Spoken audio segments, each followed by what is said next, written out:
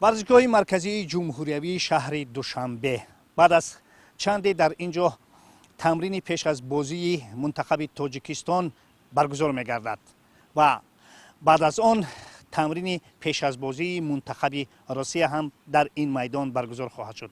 دوستان عزیز، برای اولین مراتب در تاریخ فوتبال تاجیک منتخب تاجیکستان در دایره یک بازی دوستانه با منتخب روسیه برای اولین مراتب یک دیدار را انجام میکند و این شام بعد از تمرین پیش از بازی هر دو منتخب ها کنفرانس مطبوعاتی سرمربی منتخب تاجیکستان پتر سگرت و سرمربی منتخب روسیه والری کارپین برگزار می‌گردد. خوب دوستان عزیز، برنامه فوتبال تاجیک این همه رویداد را البته پیگیری میکند و شما را دعوت میکنیم که برنامه فوتبال تاجیک را تماشا کنید و از بسیار چیزها واقف خواهید شد. ما را ترک نکنید.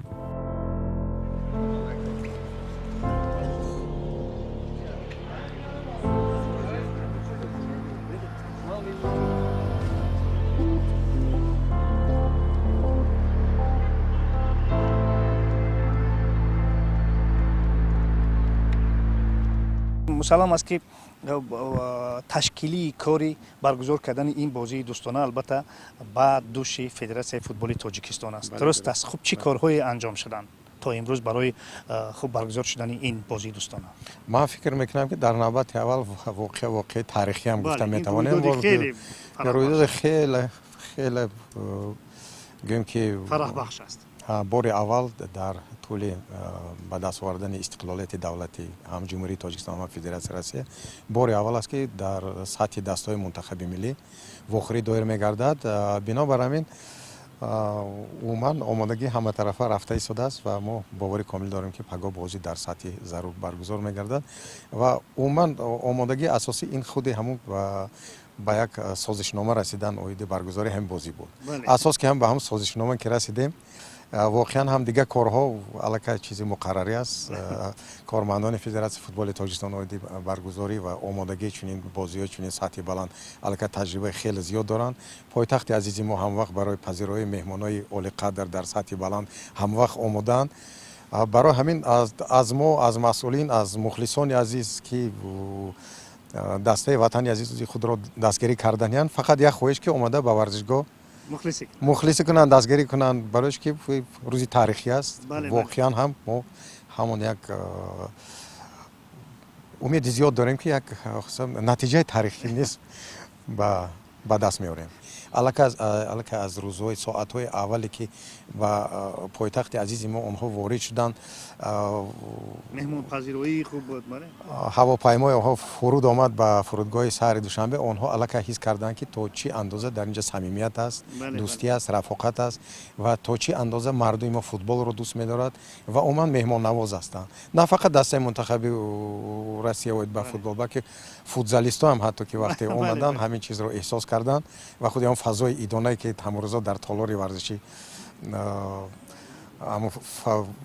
فرا گرفته بود ما همه شاهد اون گشتیم و ما باوری کامل امید از آن داریم که پگاه نیست هنگام برگزاری بازی چنین فضای ایدانه، فضای فرح بخش و عموما فضایی که یک باز هم حسیات ملی هر یک شهروند همین سرزمین هر یک دوستدار ورزش فوتبال رو باز هم قوی‌تر می‌گرداند.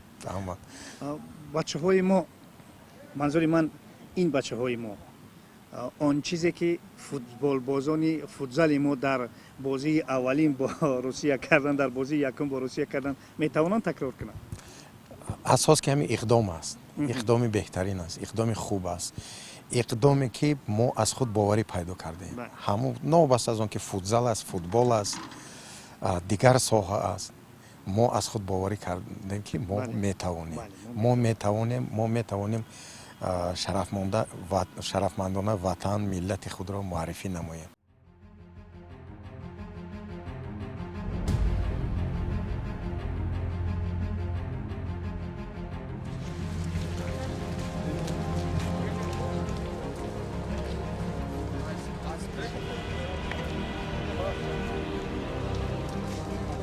سلام علیکم.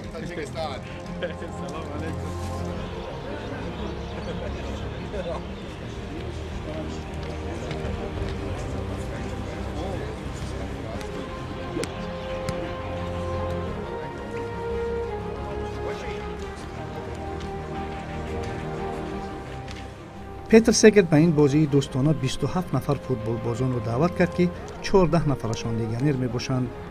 дар ин радиф чанд нафар футболбозони ҷавон аз ҷумлаи салам ашурмамадов, мурод али ҳақназаров ва тоҳир хусравов барои аввалин маротиб ба ҳайати мунтахаб даъват шуданд.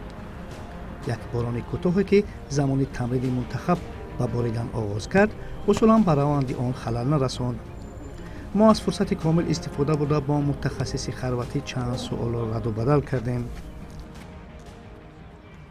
First of all, salam alaikum, Прежде Tajikistan. всего, салам алейкум, Таджикистан.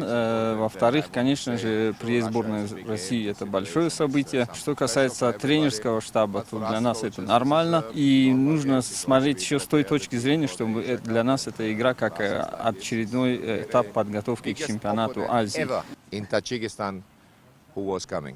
3-4 нафар бозингари мо ҳанӯз ба ҳайат напайвастанд. оё ин ба раванди бозӣ таъсир расонда метавонад?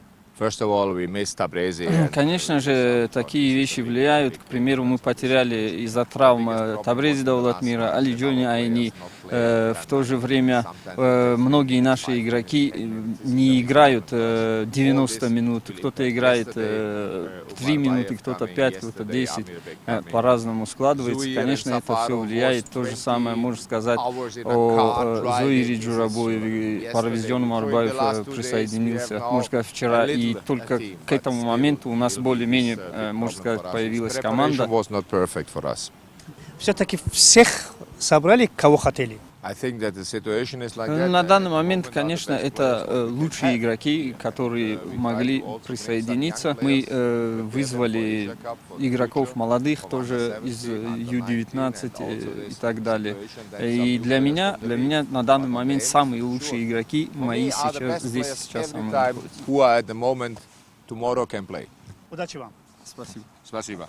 саломат. Thank you very much. Salam alaikum, Tajikistan. саломат бошед. ташаккур. бошед. хуб, дӯстони азиз, барномаи мо идома дорад. хуб, мо сармураббии мунтахаби тоҷикистонро шунидем ва хеле бобоварӣ изҳор доштанд ки як бозиеро албатта муқобили мунтахаби русия хоҳем монд ки албатта шуморо шод хоҳем кард ва мо ба ин боварӣ ҳосил пайдо мекунем. идома дорад барномаи мо.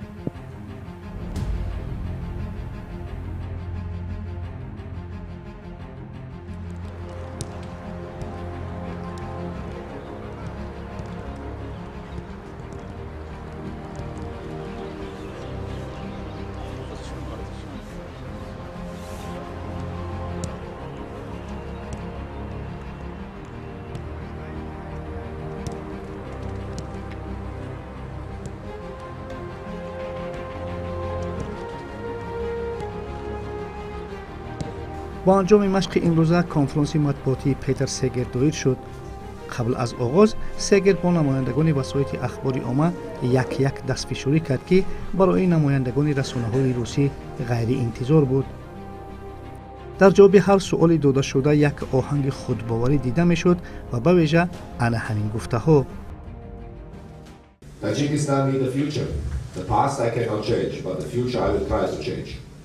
Таджикистану нужно будущее. К сожалению, на прошлое я повлиять не могу, но на будущее я постараюсь повлиять. So what our coaches do, I don't know if they go every time. I think nobody go to Asia Cup from these coaches. Я не знаю, как были дела у предыдущих тренеров, которые работали, но ни один из них не квалифицировался на Кубок Азии. I have my philosophy, I have my way, and I think that the moment we are Tajikistan on a good way.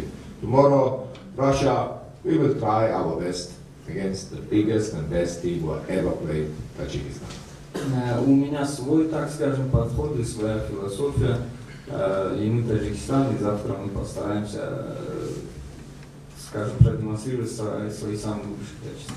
пресс-конференсияи сармураббии мунтахаби тоҷикистон петр сегер ба анҷом расид ва инак мо ҳоли ҳозир интизор ҳастем ки мунтахаби россия барои тамрини пеш аз бозӣ ба варзишгоҳ ворид мешавад. интизор мешавем.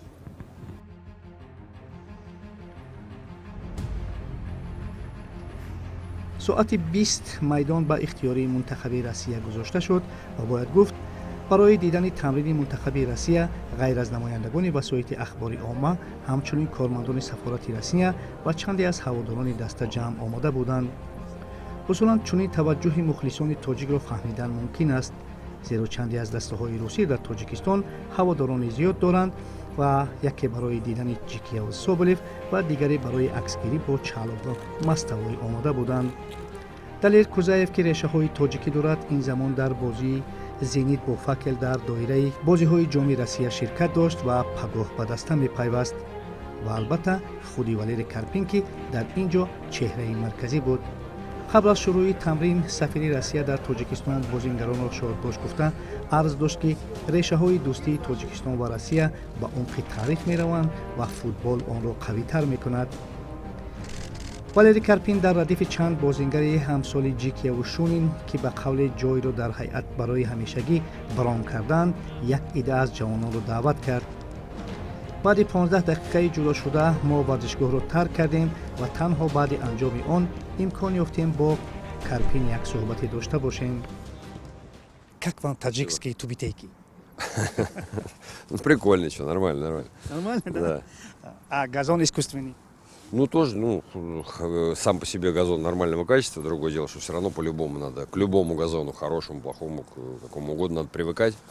Вот, поэтому, наверное, возможно, непривычно чуть-чуть, но что делать, ребятам надо будет адаптироваться завтра.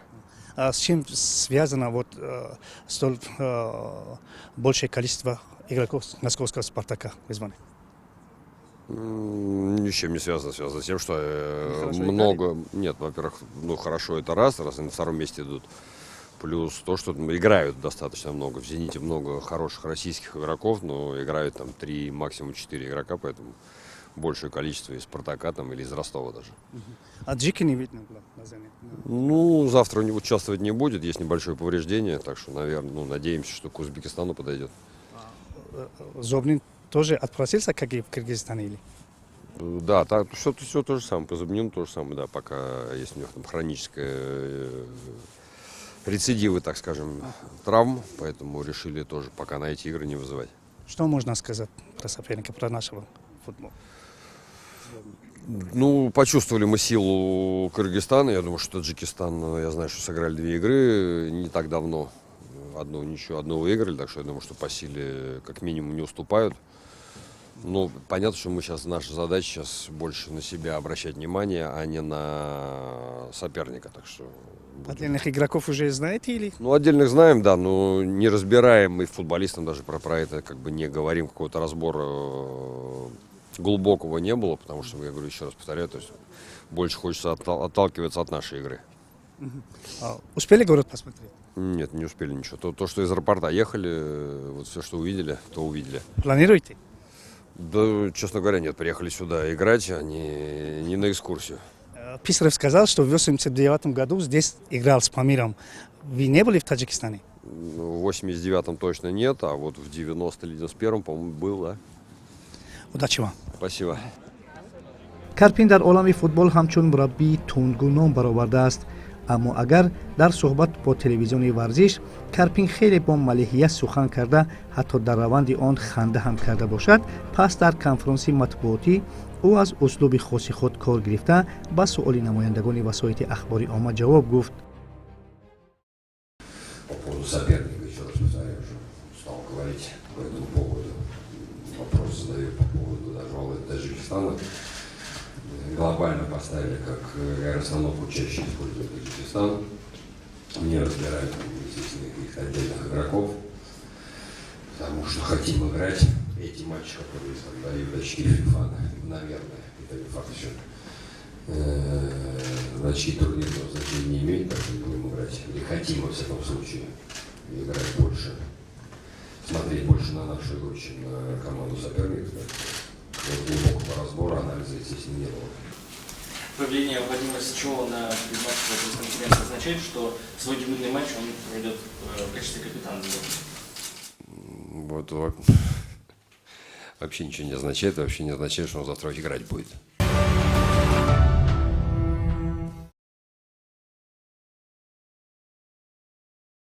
خوب اینک دوستان عزیز، روز دوم، روزی که روزی تاریخی است. 17 نوامبر سال 2022 ساعت 20 به وقت دوشنبه برای اولین مراتب در تاریخ منتخب تاجیکستان با منتخب روسیه як бозии дӯстона анҷом медиҳанд. ба ҳоли ҳозир барои баргузор шудани ин бозии дӯстона дар варзишгоҳи марказии шаҳри Душанбе мухлисони зиёде ба ҳам омадаанд. То шурӯи бозӣ ҳанӯз 1.5 соати дигар вақт аст ва мо фикр мекунем ки ҳамин майдон албатта моломоли мухлисон хоҳад шуд. бозӣ шурӯъ нагашта оҳанги дастгирии онҳо ба қавле гӯши осмонҳои Душанбе шаҳрро мекафонад ва боварӣ дорем ки албатта бо ин дастгирӣ дастаи моро ба пеш меронанд ва мунтахаби мо як бозии сазовореро нишон медиҳад. дӯстони азиз, барномаи футболи тоҷикро тамошо кунед ва аз чӣ гуна ранг гирифтани ин бозии таърихӣ барои шумо қисса хоҳем кард.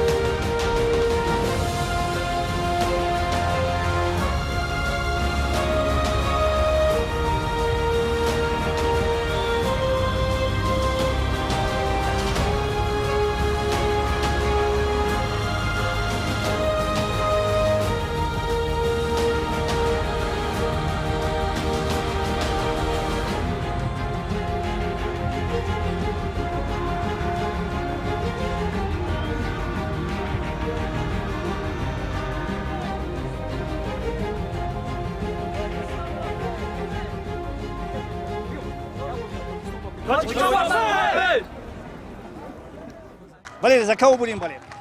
За Россию и немного за Таджикистан. Как это, за Россию? Хорошую игру. За хорошую игру? Да. Что ждем? Ждем красивой игры прежде всего. Что можете предсказать? Я думаю, 2-1 в пользу России. А персонально за кого-то будете болеть из игроков сборной Таджикистана или России? Ну, я болельщик Спартака. Я бы болел бы за Джикию, если бы он, но он травмирован, он не играет. Соболев играет, Хусевич играет. За Соболева, за Хусевича. Из сборной Таджикистана за Алишера Джалилова. О, отлично. Вы? Я буду болеть за Таджикистан, так как я очень люблю команду нашу. Вот, за нее всегда болею, желаю ей удачи в этой игре. И надеюсь, что все равно верю в победу нашей команды. Все равно верю. Как атмосфера вообще? Атмосфера очень хорошая. Вот, прям зажигает. Болельщики прям зажигают, аж радуют. Так что мы ждем хороший, зрелищный футбол, атакующий футбол. Это молодой человек, за кого будет болеть? За Таджикистан. За Таджикистан? Да. Персонально за кого? Или за сборную, да? Да, за сборную. Какой счет? Ну, 2-1 в пользу. 2-1 в пользу Таджикистана. А кто забьет? Ну, это уже гадать не смогу. Посмотрим. Хорошо. Удачи вам, ребята. Спасибо.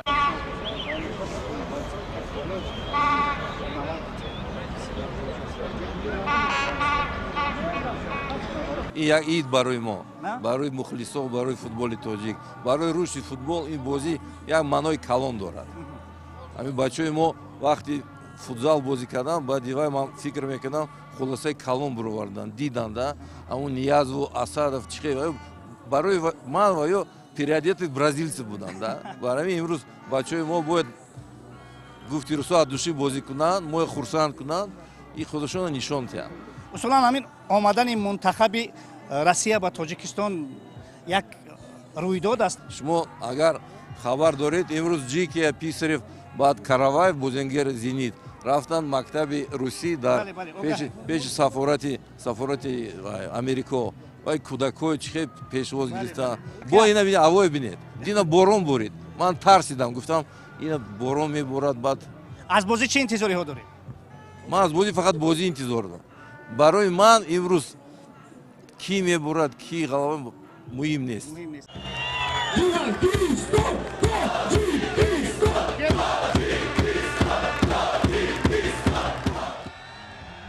البته نقش کلیدی رو در ورزشگاه مخلصان می‌بازیدند که هنوز یک ساعت پیش از بازی ورزشگاه رو پر کرده صدا و غلغله‌شان به عرش اعلا می‌رسید.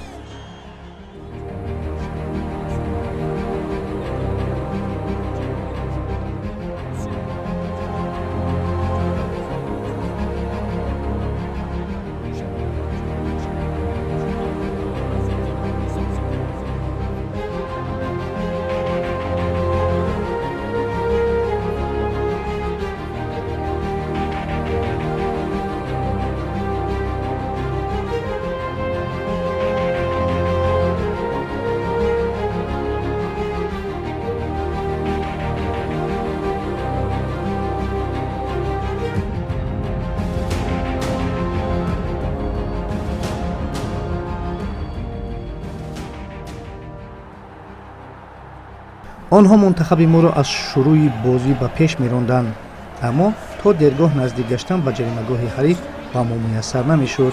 منتخب روسیه هم که با هیئت خیلی آموخته جوان برآمد در آغاز بازی چندان بازی جالب نشان نمیداد.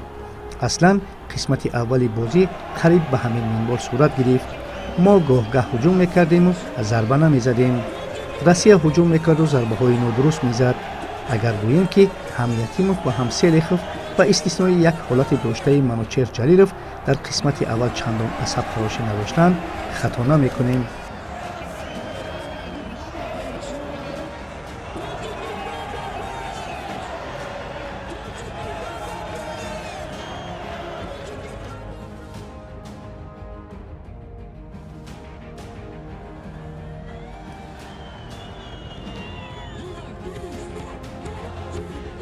پیشتاز باید بگویم که این قسمت سه مورد خیلی قابل توجه داشت.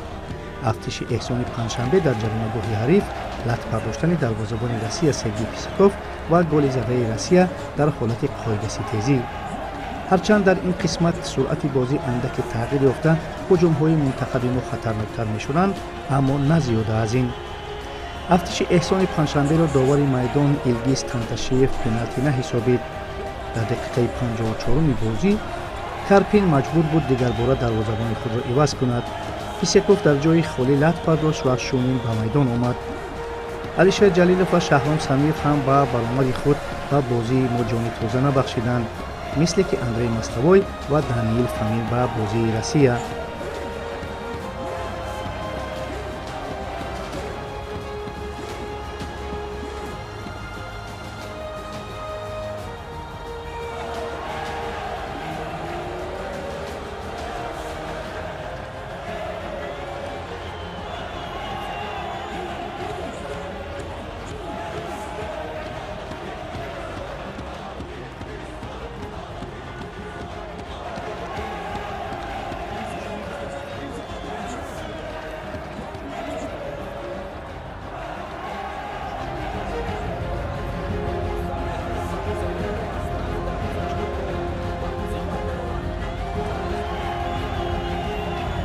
صدای هشتک داور اولین مساوی منتخب‌های تاجیکستان و روسیه را در دایره یک بازی دوستانه به خیر گرفت.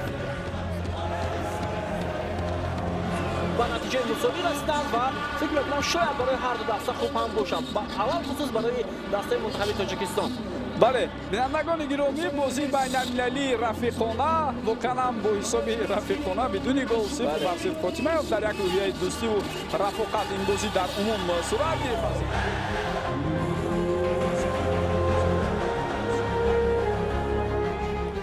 طول هفته میشد که با این بازی خیلی تیاری جدی دیم و اول مناداری خود را به مخلصان دسته میرسونیم که ما را در این روز تمام نگذاشته آمده دستگیری کردن باوری کردن و ما حرکت کردیم که از باوری آن مخلصان برآمده بازی خوب نشوندیم. اگرچه تیم ملی فوتبال روسیه بسیار پرقوت است ولی ما نشان دادیم که میتوانیم در برابر آنها ارزنده هنرنمایی کنیم. شاید بسیاری ها به چنین نتیجه واخوری باور نداشتند لیکن زحمت و تلاش هایی که ما کشیدیم ثمر آورد. Про качество футбола, если говорить, то первый тайм понравился, второй тайм меньше контроля было, поэтому началась игра без центра поля туда-сюда, особенно первые минут 20. Потом опять же, опять взяли под контроль игру, более спокойно, игра спокойно русло перешла.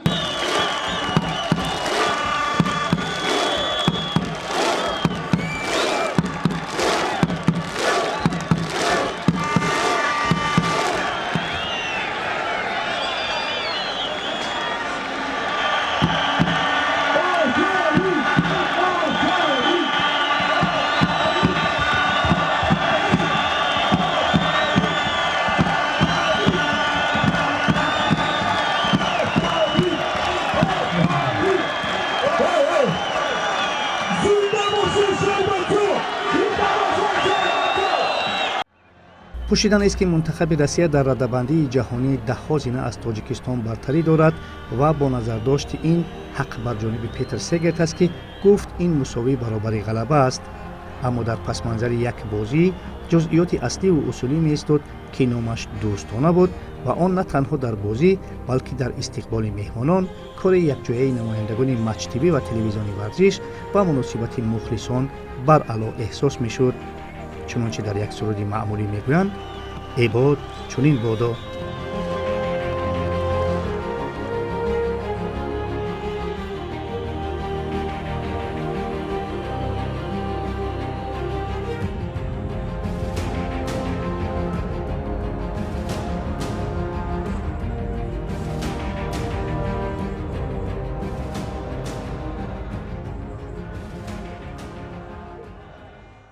خوش دوستان عزیز، چگونه که دیدیم بازی مساوی 0-0 انجام شد، اما منتخب تاجیکستان و روسیه توانستند که برای مخلصان سرشمار تاجیک یک ایده حقیقی فوتبال را در اینجا سازمان بدهند و همکنون در کتاب تاریخ فوتبال تاجیکستان این مساوی با منتخب روسیه با حرفهای زرین نوشته می شود و البته آنگونه که مخلصان منتخب ما را دستگیری کردن گفتن ممکن است که این مخلصان به بزرگترین بازی ها سزاوار هستند و امیدوار هستیم که در بازی های آینده البته منتخب ما به موفقیت های بزرگ نائل خواهد شد و همه مردم تاجیکستان از آن خرسند خواهند شد. دوستان عزیز، برنامه ما در همه جا به انجام میرسد. برای همه شما برای موفقیت را خواهانیم. تاجیکستان به پیش.